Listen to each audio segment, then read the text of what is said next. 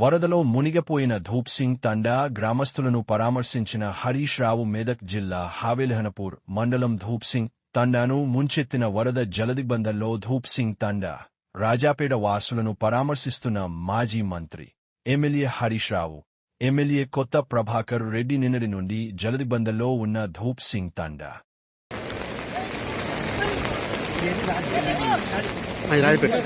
బురుగుపల్లి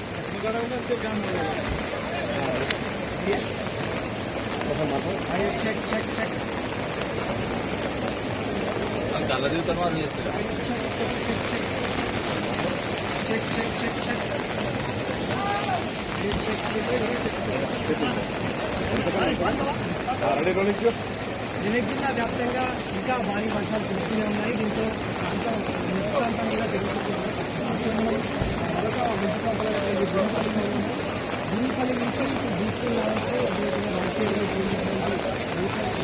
కూడా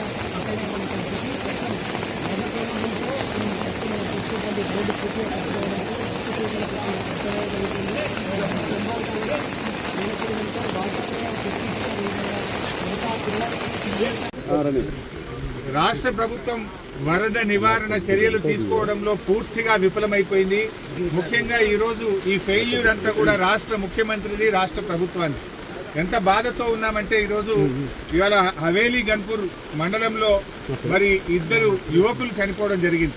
వాళ్ళ పిల్లలు, ముఖ్యంగా ఇద్దరు పిల్లలు గురుకుల పాఠశాలలో చదువుతున్నారు. వర్షాల వల్ల గురుకుల పాఠశాల లీక్ అయితా ఉంది, మీ పిల్లల్ని తీసుకుపోండి అని ప్రిన్సిపల్ ఫోన్ చేస్తే పిల్లల్ని మెదక్కు పోయి తీసుకొచ్చుకుందామని బయలుదేరి మరి ఆటోలో నడుపుతున్నటువంటి యాదగౌడు, ఆటోలో కూర్చున్న సత్యనారాయణ ఇద్దరు కూడా ఈ వరదలో ఆటో కొట్టుకుపోయి చనిపోవడం జరిగింది.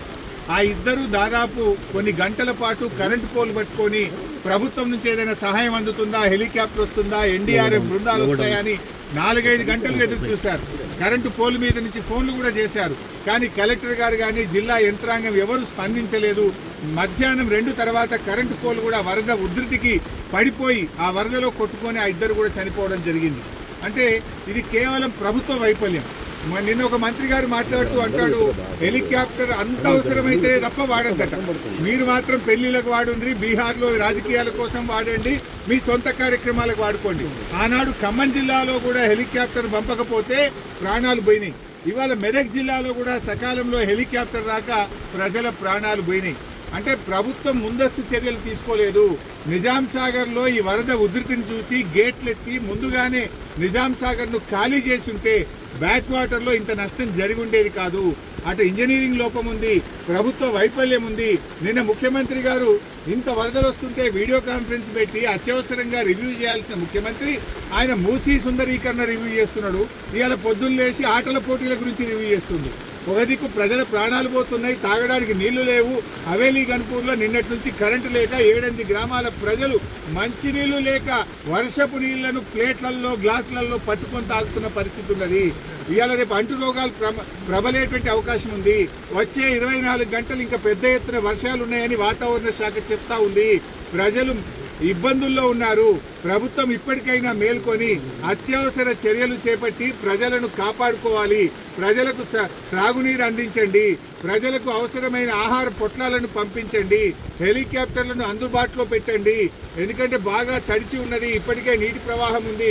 ఇంకా వర్షం ఏమన్నా కొద్దిపాటి వర్షం ఎక్కువ పడ్డా కూడా మరి చెరువులు కానీ తెగేటువంటి ప్రమాదం ఉంటుంది. కనుక అన్ని జాగ్రత్తలు ప్రభుత్వం తీసుకోవాలని చెప్పి కోరుతా ఉన్నాం. ఏదైతే పంట నష్టం జరిగిందో ఒక్కొక్క రైతుకు ఎకరానికి 25,000 రూపాయల సహాయం అందించాలని కోరుతున్నాం.